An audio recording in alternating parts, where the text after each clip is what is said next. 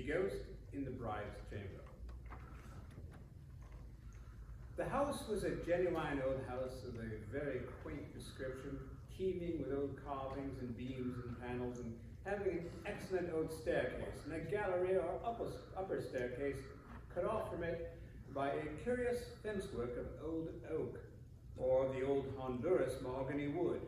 It was and is and will be for many a long year to come a remarkably picturesque house, and a certain grave mystery lurking in the depth of the old mahogany panels, as if there were so many deep pools of dark water, which, indeed, as they had been much among when they were trees, gave a very mysterious character after nightfall.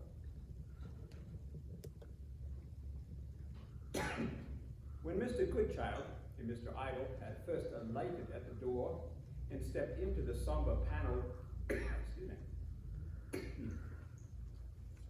into the somber, handsome old hall, they had been received by a half-dozen noiseless old men in black, all dressed exactly alike, who glided up the stairs with the obliging landlord and waiter, but without appearing to get into their way, or to mind whether they did or not, and who had filed off to the right and left on the old staircase as the guests entered their sitting room.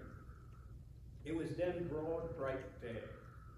But Mr. Goodchild had said, when their door was shut, "Who on earth are those old men?" And afterwards, both on going out and coming in, he had noticed that there were no old men to be seen. Neither had the older men, nor any one of the older men, reappeared since. The two friends had passed the night in the house, but had seen nothing more of the old men. Mr. Goodchild, in rambling about it, had looked along passages and glanced in at doorways, but had encountered no old men. Neither did he appear that any old men were, by any member of the establishment, missed or expected. Another odd circumstance impressed itself on their attention. It was that the door of their sitting room was never left untouched for a quarter of an hour. It was opened with hesitation, opened with confidence, opened a little way, opened a good way, always clapped to again without a word of explanation. They were reading, they were writing, they were eating, they were drinking, they were talking, they were dozing. The door was always open at an unexpected moment, and they looked towards it, and it was clapped to again. And nobody was to be seen. When this had happened 50 times or so, Mr. Goodchild had said to his companion jestingly, "I begin to think, Tom, there is something wrong with these 6 old men." Night had come again, and they had been writing for 2 or 3 hours, writing in short a portion of the lazy notes from which these lazy sheets are taken, and they had left off writing, and glasses were on the table between them. The house was closed and quiet. Round the head of Thomas Idle, as he lay upon his sofa, hovered light wreaths of fragrant smoke. The temples of Francis Goodchild, as he leaned back in his chair, with his 2 hands clasped behind his head and his legs crossed, were similarly decorated. They had been discussing several idle subjects of speculation, not omitting the strange old men, and were still occupied when Mr. Goodchild abruptly changed his attitude to wind up his watch. They were just becoming drowsy enough to be stopped in their talk by any such slight check. Thomas Idle, who was speaking at the moment, paused and said, "How goes it?" "One," said Goodchild. As if he had ordered one old man, and the order were promptly executed, truly all orders were so in that excellent hotel, the door opened, and one old man stood there. He did not come in, but stood with the door in his hand. "One of the 6, Tom, at last," said Mr. Goodchild in a surprised whisper. "Sir, your pleasure." "Sir, your pleasure," said the one old man. "I didn't ring." "The bell did," said the one old man.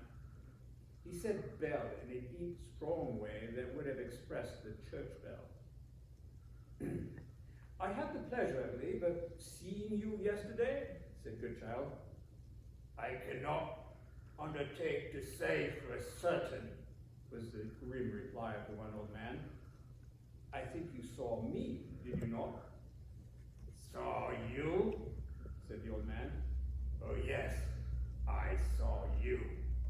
But I see many who never see me. A chilled, slow, earthy, fixed old man. A cadaverous old man of measured speech. An old man who seemed as unable to wink as if his eyelids had been nailed to his forehead. An old man whose eyes, two spots of fire, had no more motion than they had been connected to the back of his skull by screws driven through it, and riveted and bolted outside among his gray hairs. The night had turned so cold to Mr. Goodchild's sensations that he shivered. He remarked lightly and half apologetically, I think someone is walking over my grave. No, said the weird old man. There's no one there. Mr. Goodchild looked at Idle, but Idle lay with his head enwreathed in smoke. No one there, said Goodchild. There's no one at your grave, I assure you, said the old man. He had come in and shut the door, and he now sat down. He did not bend himself to sit as other people do, but seemed to sink bolt upright as if in water until the chair stopped him. My friend, Mr. Idle, said Goodchild, extremely anxious to introduce a third person into this conversation. I am, said the old man, without looking at him, at Mr. Idle's service. If you are an old inhabitant of this place, Francis Goodchild resumed. Yes. Perhaps you can decide a point my friend and I were in doubt upon this morning. They hang condemned criminals at the castle, I believe. I believe so, said the old man. Are their faces turned towards that noble prospect? Your face is turned, replied the old man, to the castle wall. When you are tied up, you see its stones expanding and contracting violently, and a similar expansion and contraction seem to take place in your own head and breast. Then there's a rush of fire and an earthquake, and the castle springs into the air, and you tumble down into a precipice. His cravat seemed to trouble him. He put his hand to his throat and moved his neck from side to side. He was an old man of a swollen character of face, and his nose was immovably hitched up on one side, as if by a little hook inserted in that nostril. Mr. Goodchild felt exceedingly uncomfortable and began to think the night was hot and not cold. A strong description, sir, he observed. A strong sensation, said the old man. Again, Mr. Goodchild looked to Mr. Thomas Idle, but Thomas lay on his back with his face attentively turned towards the one old man and made no sign. At this time, Mr. Goodchild believed that he saw threads of fire stretch from the old man's eyes to his own and there attach themselves. Mr. Goodchild writes the present account of his experience, and with the utmost solemnity protests that he had the strongest sensation upon him of being forced to look at the one old man along those two fiery films from that moment. I must tell it to you, said the old man with a ghastly and a stony stare. What? Asked Francis Goodchild.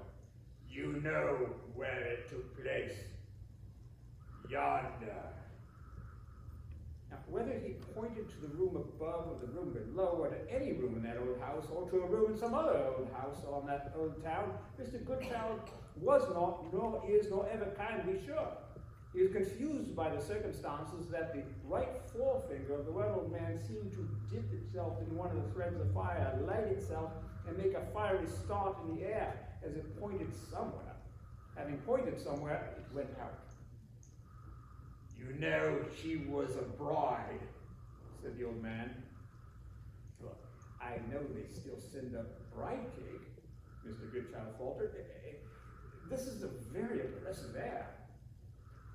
She was a bride, said the old man. She was a fair, flaxen-haired, large-eyed girl who had no character, no purpose, a weak, credulous, incapable, helpless, nothing. Not like her mother. No, it was her father whose character she reflected.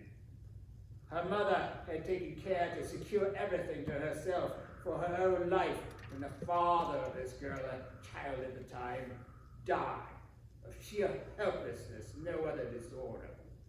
And then he renewed the acquaintance that had once subsisted between the mother and him. He had been put aside for the flaxen-haired, large-eyed man, or non-entity, with money. He could overlook that for money. He wanted compensation in money.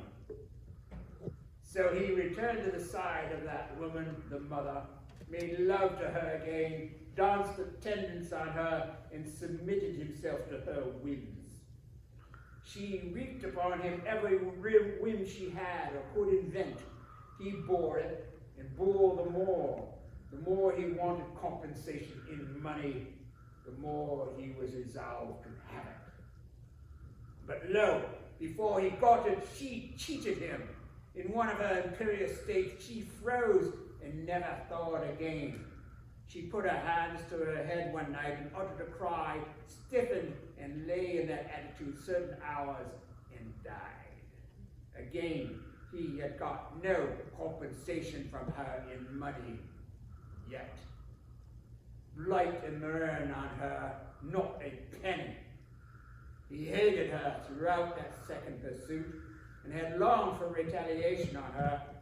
He now counterfeited her signature to an instrument, leaving all she had to leave to her daughter, 10 years old then, to whom the property passed absolutely, and appointed himself the daughter's guardian. When he slid it under the pillow of the bed on which she lay, he bent down in the deaf ear of death and whispered, "Mistress Pride, I have determined a long time that dead or alive you must make me compensation in money." So now there were only two left. Which two were he and the fair flaxen-haired, large-eyed, foolish daughter, who afterwards became the bride. He put her to school. In his secret, dark, oppressive, ancient house, he put her to school with a watchful and unscrupulous woman. "My worthy lady," he said, "there is a mind to be formed, and you will help me to form it." She accepted the trust, for which she too wanted compensation in money, and had it. The girl was formed in the fear of him, in the conviction that there was no escape from him. She was taught from the first to regard him as her future husband, the man who must marry her, the destiny that overshadowed her, the appointed certainty that could never be evaded. The poor fool was soft white wax in their hands, and took the impression that they put upon her. It hardened with time. It became part of herself, inseparable from herself, and only to be torn away from her by tearing life away from her. 11 years she had lived in the dark house in its gloomy garden. He was jealous of the very light and air getting to her, and they kept her close. He stopped the wide chimney, shaded the little windows, left the strong-stemmed ivy to wander where it would over the house front, the moss to accumulate on the untrimmed fruit trees in the red walled garden, the weeds to overrun its green and yellow walks. He surrounded her with images of sorrow and desolation. He caused her to be filled with fears of the place and of the stories that were told of it, and then, on pretext of correcting them, to be left in it in solitude or made to shrink about it in the dark. When her mind was most depressed and fullest of terrors, then he would come out of one of the hiding places from which he overlooked her and present himself as her sole recourse. Thus, by being from her childhood the one embodiment her life presented to her of power to coerce and power to relieve, power to bind and power to loose. The ascendancy over her weakness was secured. She was 21 years and 21 days old when he brought her home to the gloomy house, his half-witted, frightened, and submissive bride of 3 weeks. He had dismissed the governess by that time. What he had left to do, he could best do alone. And they came back upon a rainy night to the scene of her long preparation. She turned to him upon the threshold as the rain was dripping from the porch and said, "Oh, sir, it is the death watch ticking for me." "Well," he answered, "and if it were?" "Oh, sir," she returned to him, "look kindly on me and be merciful to me. I beg your pardon. I will do anything you wish if you will only forgive me." That had become the poor fool's constant song. "I beg your pardon, and forgive me." She was not worth hating. He felt nothing but contempt for her. But she had long been in the way, and he had long been weary, and the work was near its end and had to be worked out. "You fool," he said, "go up the stairs." She obeyed very quickly, murmuring, "I will do anything you wish." When he came into the bride's chamber, having been a little retarded by the heavy fastenings of the great door, for they were alone in the house, and he had arranged that the people who attended on them should come and go in the day, he found her withdrawn into the furthest corner, and there, standing pressed against the paneling as if she would have shrunk through it, her flaxen hair all wild about her face, and her large eyes staring at him in vague terror. "What are you afraid of? Come and sit down by me." "I will do anything you wish. I beg your pardon, sir. Forgive me." Her monotonous tone as usual. "Ellen, here's a writing that you must write up tomorrow with your own hand. You may as well be seen by others, busily engaged upon it. When you have written it all fairly and corrected all mistakes, call any 2 people there may be about the house and sign your name to it before them. Then put it in your bosom to keep it safe, and when I sit here again tomorrow night, give it to me." "I will do it all with the greatest care. I will do anything you wish." "Don't shake and tremble then." "I will try my utmost not to do it, if you will only forgive me." Next day she sat down at her desk and did as she had been told.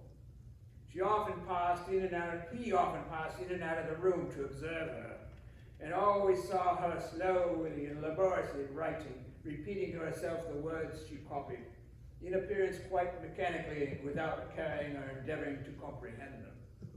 So she did her task. He saw her follow the directions she had received in all particulars, and at night, when they were alone again in the same bride's chamber, and he drew his chair to the hearth, she timidly approached him from her distant seat, took the paper from her bosom, and gave it into his hand. It secured all her possessions to him in the event of her death. He put her before him, face to face, that he might look at her steadily, and he asked her in so many plain words, neither fewer nor more did she know that. There were spots of ink upon the bosom of her white dress, and they made her face look whiter, and her eyes look larger as she nodded her head. There were spots of ink upon the hand with which she stood before him, nervously plaiting and folding her white skirts. He took her by the arm and looked at her, yet more closely and steadily in the face. "Now, die. I have done with you." She shrank and uttered a low, suppressed cry. "I am not going to kill you. I will not endanger my life for yours. Die." He sat before her in the gloomy bride's chamber day after day, night after night, looking the word at her when he did not utter it. As often as her large, unmeaning eyes were raised from the hands in which she rocked her head to the stern figure sitting with crossed arms and knitted forehead in the chair, they read in it, "Die." When she dropped asleep in exhaustion, she was called back to shuddering consciousness by the whisper, "Die." When she fell upon her own entreaty to be pardoned, she was answered, "Die." When she had outwatched and outsuffered the long night, and the rising sun flamed into the somber room, she heard it hailed with, "Another day and not dead." It was done upon a windy morning before sunrise. He computed the time to be 4:30, but his forgotten watch had run down, and he could not be sure. She had broken away from him in the night with loud and sudden cries, the first of that kind to which she had given vent, and he had to put his hands over her mouth. Since then, she had been quiet in the corner of the paneling where she had sunk down, and he had left her and had come back with his folded arms and his knitted forehead to his chair. Paler in the pale light, more colorless than ever in the leaden dawn, he saw her coming, trailing herself across the floor towards him, a white wreck of hair and dress and wild eyes, pushing itself on by irresolute and bending hand. "Oh, forgive me. I will do anything. Oh, sir, pray tell me I may live." "Die." "Are you so resolved? Is there no hope for me?" "Die." Her large eyes strained themselves to wonder and fear changed to reproach to blank nothing. It was done. He was not at first so sure it was done, but that the morning sun was hanging jewels in her hair. He saw the diamond, emerald, and ruby glittering among it in little points as he stood looking down at her when he lifted her and laid her on the bed. She was soon laid in the ground, and now they were all gone, and he had compensated himself well. He had a mind to travel, not that he meant to waste his money, for he was a pinching man and liked his money dearly, like nothing else indeed, but that he had grown tired of the desolate house and wished to turn his back upon it and have done with it. But the house was worth money, and money must not be thrown away. He determined to sell it before he went, that it might look the less wretched and bring a better price. He hired some laborers to work in the overgrown garden, to cut out the dead wood, trim the ivy that dropped in heavy masses over the windows and gables, and clear the walks in which the weeds were growing mid-leg high. He worked himself along with them. He worked later than they did, and one evening at dusk he was left working alone with his bill hook in his hand. One autumn evening, when the bride was 5 weeks dead, it grows too dark to work longer. He said to himself, "I must give over for the night." He detested the house and was loath to enter it. He looked at the dark porch waiting for him like a tomb, and he felt that it was an accursed house. Near to the porch and near to where he stood was a tree whose branches waved before the old bay window of the bride's chamber where it had been done. The tree swung suddenly and made him stop. It swung again, although the night was still. Looking up into it, he saw a figure among the branches. It was the figure of a young man. The face looked down as he looked up. The branches cracked and swayed. The figure rapidly descended and slid upon his feet before him, a slender youth of about her age with long, light brown hair. "What thief are you?" he said, seizing the youth by the collar. The young man, in shaking himself free, swung him a blow with his arm across the face and throat. They closed, but the young man got from him and stepped back, crying with great eagerness and horror, "Don't touch me! I would as live be touched by the devil!" He stood still with his bill hook in his hand, looking at the young man. But the young man's look was the counterpart of her last look, and he had not expected ever to see that again. I am no thief. Even if I were, I would not have a coin of your wealth if it would buy me the Indies, you murderer! What?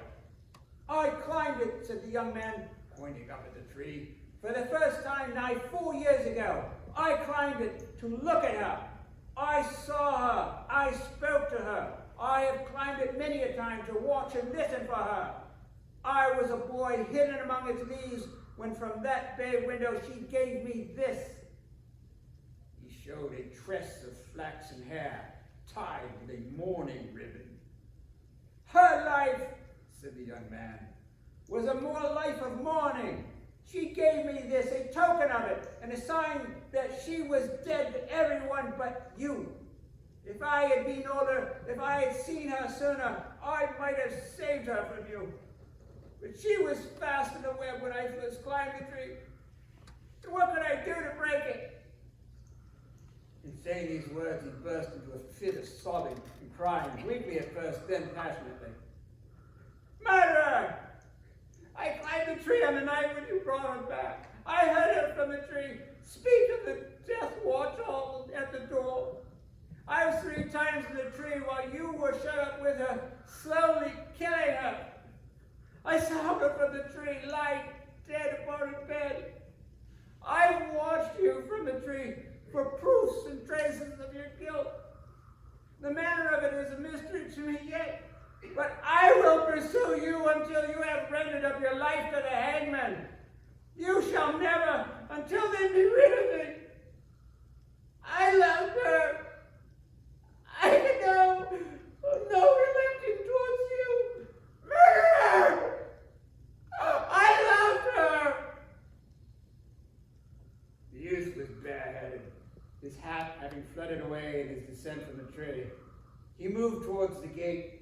He had to pass him to get to it. There was breadth for 2 old-fashioned carriages abreast, and the use of horns openly expressed in every feature of his face and limb of his body, and in a very hard to bear, had verge enough to keep itself at a distance in. He, by which I mean the other, had not stirred hand or feet since he had stood still to look at the boy. He faced round now to follow him with his eyes. As the back of the bare, light-headed brown head was turned to him, he saw a red curve stretch from his hand to it. He knew before he threw the bill hook where it had alighted. I say had alighted and not would alight, for to his clear perception the thing was done before he did it. It cleft in the head, and it remained there, and the boy lay on his face. He buried the body in the night at the foot of the tree. As soon as it was light in the morning, he worked at turning up all the ground near the tree and hacking and hewing at the neighboring bushes and undergrowth. When the laborers came, there was nothing suspicious and nothing suspected. But he had in a moment defeated all his precautions and destroyed the triumph of the scheme he had so long concerted, and so successfully worked out. He had got rid of the bride and had acquired her fortune without endangering his life. But now, for the death of which he had gained nothing, he had evermore to live with a rope around his neck. Beyond this, he was chained to the house of gloom and horror, which he could not endure. Being afraid to sell it or quit it, lest discovery should be made, he was forced to live in it. He hired 2 old people, man and wife, for his servants and dwelt in it and dreaded it. His great difficulty for a long time was the garden, whether he should keep it trim or whether he should suffer it to fall into its former state of neglect. What would be the least likely way of attracting attention to it? He took the middle course of gardening himself in his evening leisure, and of then calling the old servant man to help him, but never letting him work there alone. And he made himself an arbor over against a tree where he could sit and see that it was safe. As the seasons changed and the tree changed, his mind perceived dangers that were always changing. In the leafy time, he perceived that the upper boughs were growing into the form of the young man, and that they made the shape of him exactly, sitting in the full branch, swinging in the wind. At the time of the falling leaves, he perceived that they came down from the tree, forming telltale letters on the path, or that they had a tendency to heap themselves into a churchyard mound above the grave. In the winter, when the tree was bare, he perceived that the boughs swung at him in the ghost of the blow the young man had given, and that they threatened him openly. In the spring, when sap was mounting in the trunk, he asked himself, were the dried up particles of blood mounting with it to make out more obviously this year than the last a leaf-screened figure of the young man swinging in the wind? However, he turned his money over and over and still over. He was in the dark trade, the gold dust trade, and most secret trades that yielded great returns. In 10 years, he had turned his money over so many times that the traders and shippers who had dealings with him absolutely did not lie for once when they declared that he had increased his fortune 1,200%. He possessed his riches 100 years ago when people could be lost easily. He had heard who the youth was from hearing of the search that was made after him, but it died away and the youth was forgotten. The annual round of changes in the tree had been repeated 10 times since the night of the burial at its foot, when there was a great thunderstorm over his place. It broke at midnight and raged until morning. The first intelligence he had from his old serving man that morning was that the tree had been struck by lightning. It had been riven down the stem in a very surprising manner, and the stem lay in 2 blighted shafts, one resting against the house and one against a portion of the old red garden wall, in which his fall had made a gap. The fissure went down the tree to a little above the earth and there stopped. There was great curiosity to see the tree, and when most of his former years revived, he sat in his arbor, grown quite an old man, watching the people who came to see it. They quickly began to come in such dangerous numbers that he closed his garden gate, refused to admit any more. But there were certain men of science who traveled from a distance to examine the tree, and in an evil hour he let them in. Blight and mirror on them, let them in. They wanted to dig up the ruin by the roots and closely examine it, and the earth about it. Never while he lived. They offered money for it. They, men of science, whom he could have bought by the gross with a scratch of his pen. He showed them the garden gate again and locked and barred. They were bent on doing what they wanted to do, and they bribed the old serving man, a thankless wretch who regularly complained when he received his wages of being underpaid. And they stole into the garden by night with their lanterns, picks, and shovels, and fell to at the tree. He was lying in a turret room on the other side of the house. The bride's chamber had been unoccupied ever since, but he soon dreamed of picks and shovels and got up. He came to an upper window on that side, whence he could see their lanterns and them, and the loose earth in the heap which he had himself disturbed and put back when it was last turned in the air. It was found. They had that minute lighted on it. They were all bending over it. One of them said, "The skull is fractured." And another, "See here, the bones." Said another, "See here, the clothes." And then the first struck in again and said, "A rusty billhook."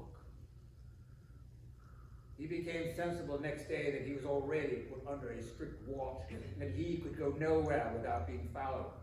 Before a week was out, he was taken and laid in hold. The circumstances were gradually pieced together against him with a desperate malignity and an appalling ingenuity. But see the justice of men and how it was extended to him. He was further accused of having poisoned that girl in the bride's chamber. He, who had carefully and expressly avoided imperiling a hair of her head, and who had seen her die of her own incapacity. There is doubt for which of the two murders he should first be tried, but the real one was chosen, and he was found guilty and cast for death. Bloodthirsty wretches, they would have made him guilty of anything, so set they were upon having his life. His money could do nothing to save him, and he was hanged. I am he. And I was hanged at Lancaster Castle with my face to the wall 100 years ago.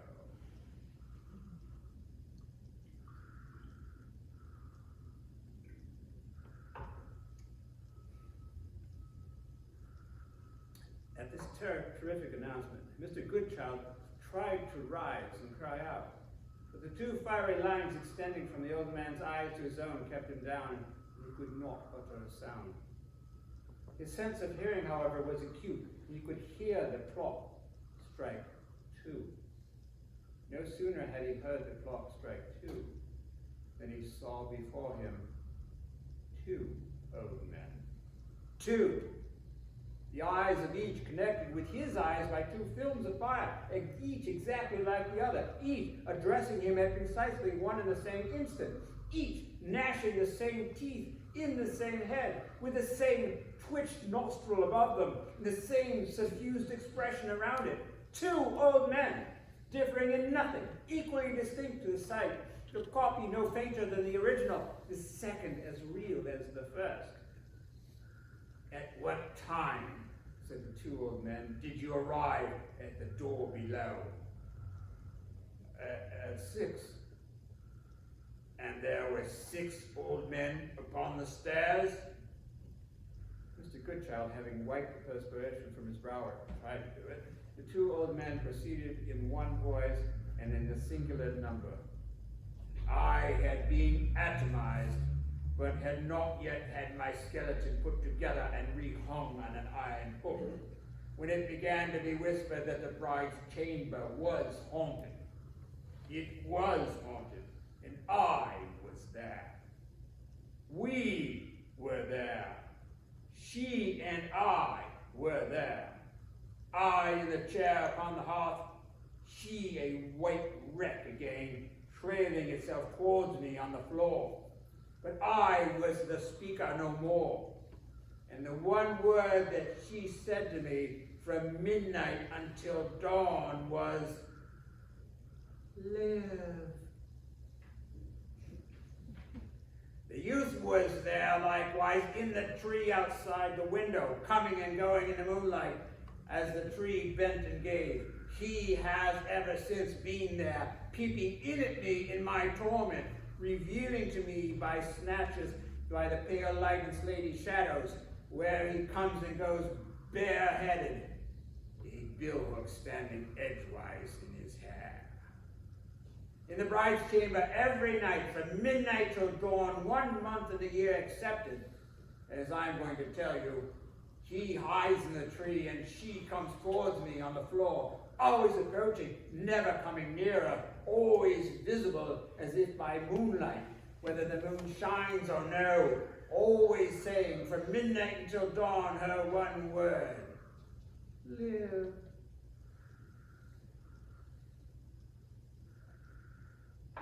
But in the month wherein I was forced out of this life, this present month of 30 days, the bride's chamber is empty and quiet.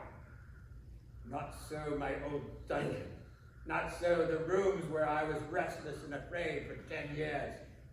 Both are fitfully haunted then. At 1 in the morning, I am what you saw me when the clock struck that hour, 1 old man. At 2 in the morning, I am 2 old men. At 3, I am 3. By 12 noon, I am 12 old men. 1 for every 100% of old gain. Every one of the 12 with 12 times my old power of suffering and agony. From that hour until 12 at night, I, 12 old men in anguish and fearful forebodings, wait for the coming of the executioner. At 12 at night, I, 12 old men, turned off, swinging invisible outside Lancaster Castle, with 12 faces to the wall. When the bride's chamber was first haunted, it was known to me that this punishment would never cease until I could make its nature and my story known to 2 living men together. I waited for the coming of 2 living men together into the bride's chamber years upon years. It was infused into my knowledge of the means I am ignorant, that if two living men with their eyes open could be in the bride's chamber at 1 in the morning, they would see me sitting in my chair. At length, the whispers that the room was spiritually troubled brought 2 men to try the adventure. I was scarcely struck upon the hearth at midnight. I come here as if the lightning blasted me into being, when I heard them ascending the stairs. Next I saw them enter. One of them was a bold, gay, active man in the prime of his life, some 45 years of age. The other a dozen years younger. They brought provisions with them in a basket and bottles. A young woman accompanied them with wood and coals for lighting the fire. When he had lighted it, the bold, gay, active man accompanied her along the gallery outside the room to see her safely down the stairs and came back laughing. He locked the door, examined the chamber, put on the contents of the basket onto the table before the fire, little reeking of me in my appointed station on the hearth close to him, and filled the glasses, and ate and drank. His companion did the same, and was as cheerful and confident as he, though he was the leader. When they had supped and laid pistols on the table, turned to the fire, and began to smoke their pipes of foreign make. They had traveled together and had been much together and had an abundance of subjects in common. In the midst of their laughing and talking, the younger man made a reference to the leaders being always ready for any adventure, and that one or any other. He replied in these words: "Not quite so, Dick. If I'm afraid of nothing else, I'm afraid of myself." His companion, who seemed to grow a little dull, asked him in what sense, how. "Why thus," he returned. "There's a ghost to be disproved. Well, I cannot answer for what my fancy might do if I were alone here, or what tricks my senses might play with me if they had me to themselves. But in company with another man, and especially you, Dick, I would consent to outface all the ghosts that were ever told of in the universe." "I am not the vanity to suppose that I was of so much importance tonight," said the other. "Oh, of so much," rejoined the leader, more seriously than he had spoken yet, "that I would, for the reason I have given, on no account have undertaken to pass the night here alone." It was within a few minutes of 1. The head of the younger man drooped when he made his last remark, and it drooped lower now. "Keep awake, Dick," said the leader gaily. "The small hours are the worst." He tried, but his head drooped again. "Dick," urged the leader, "keep awake." "I can't," he indistinctly muttered. "I don't know what strange influence is stealing over me. I can't." His companion looked at him with a sudden horror, and I, in my different way, felt a new horror also. It was on the stroke of 1, and I felt that the second watcher was yielding to me, and that the curse was upon me that I must send him to sleep. "Get up and walk, Dick," cried the leader. "Try!" It was in no vain to go behind the slumberous chair and shake him. 1 o'clock sounded, and I was present to the elder man, and he stood transfixed before me. To him alone I was obliged to relate my story, without hope of benefit. To him alone I was an awful phantom making a quite useless confession. I foresee it will ever be the same. The 2 living men together will never come to release me. When I appear, the senses of one of the 2 will be locked in sleep. He will neither see nor hear me. My communication will ever be made to a solitary listener, and will ever be unserviceable. Whoa! Whoa! Whoa!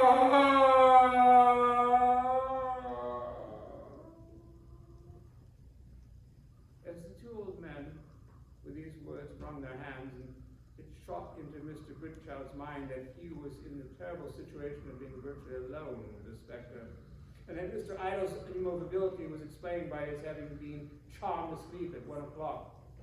In the terror of this sudden discovery, which produced an indescribable dread, he struggled so hard to get free from the 4 fiery threads that he snapped them after he had pulled them out to a great width.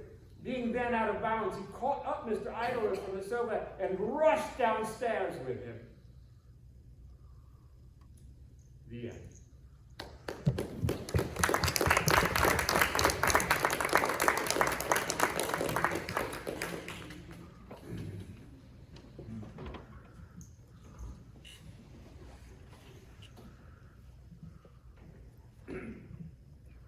The Lawyer and the Ghost. I knew a man, let me see, 40 years ago now, who took an old, damp, rotten set of chambers in one of the most ancient inns that had been shut up and empty for years and years before. There were lots of old women's stories about the place, and it certainly was very far from being a cheerful one. But he was poor, and the rooms were cheap, and that would have been quite sufficient reason for him if they had been 10 times worse than they really were.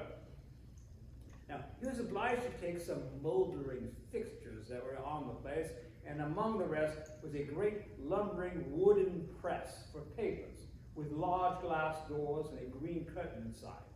A pretty useless thing for him, for he had no papers to put in it. And as to his clothes, well, he carried them about with him, and that wasn't very hard work either. Well, he had moved in with all his furniture. It wasn't quite a truckful, and had sprinkled it about the room so as to make the 4 chairs look as much like a dozen as possible, and was sitting down before the fire at night drinking the first glass of 2 gallons of whiskey he had ordered on credit, wondering whether it would ever be paid for. And so, in how many years' time, when his eyes encountered the glass doors of the wooden press. "Ah," says he, "if I hadn't been obliged to take that ugly article at the old broker's valuation, I might have got something comfortable for the money. I'll tell you what it is, old fellow," he said, speaking aloud to the press, having nothing else to speak to. "If it wouldn't cost more to break up your old carcass than it would ever be worth afterward, I'd have a fire out of you in less than no time." Well, he had hardly spoken the words when a sound resembling a faint groan appeared to issue from the interior of the case. It startled him at first, but thinking on a moment's reflection that it must be some young fellow in the next chamber who had been out drinking, he put his feet on the fender and raised the poker to stir the fire. At that moment, the sound was repeated, and one of the glass doors, slowly opening, disclosed a pale and emaciated figure in soiled and worn apparel, standing erect in the press. The figure was tall and thin, and the countenance expressive of care and anxiety. But there was something in the hue of the skin and the gaunt and unearthly appearance of the whole form which no being of this world was ever seen to exhibit. Who are you?" said the lieutenant, turning very pale, posing the poker in his hand, however, and taking a very decent aim at the countenance of the figure. Who are you?" "Don't throw that poker at me," replied the form. "If you hurl it with ever so sure an aim, it would pass through me without resistance and expend its force on the wood behind. I am a spirit." And pray, what do you want here?" faltered the tenant. "In this room," replied the apparition, "my worldly ruin was worked, and I and my children beggared. In this press the papers in a long, long suit which accumulated for years were deposited. In this room, when I had died of grief and long deferred hope, 2 wily harpies divided the wealth for which I had contested during a wretched existence, and of which at last not one farthing was left for my unhappy descendants.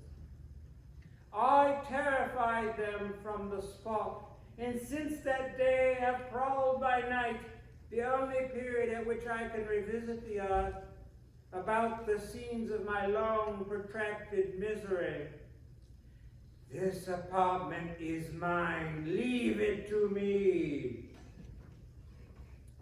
If you insist upon making your appearance here, said the tenant, who had time to collect his presence of mind during this prosy statement of the ghost, I shall give up possession with the greatest pleasure, but I should ask you one question, if you allow me. Say on, said the apparition sternly. Well, said the tenant, I don't apply the observation personally to you, because it is equally applicable to most of the ghosts I ever heard of, but it does appear to be somewhat inconsistent that when you have an opportunity of visiting the fairest spots of earth, for I suppose space is nothing to you, you should always return exactly to the very places where you have been most miserable. Gad, that's very true. I never thought of that before, said the ghost. You see, sir, pursued the tenant, this is a very uncomfortable room. From the appearance of that press, I should be disposed to say that it's not wholly free from bugs. And I really think you might find much more comfortable quarters, to say nothing of the climate of London, which is extremely disagreeable. You are very right, sir, said the ghost politely. It never struck me till now. Oh, I'll try a change of air directly. And in fact, it began to vanish as he spoke. Its legs, indeed, had quite disappeared. And if, sir, said the tenant, calling after him, if you would have the goodness to suggest to the other ladies and gentlemen who are now engaged in haunting old empty houses that they might be much more comfortable elsewhere, you'll confer a very great benefit on society. I will, replied the ghost. Oh, we must be very dull fellows indeed. I can't imagine how we can have been so stupid. And with these words, the spirit disappeared. And what is rather remarkable, he never came back again. Yeah.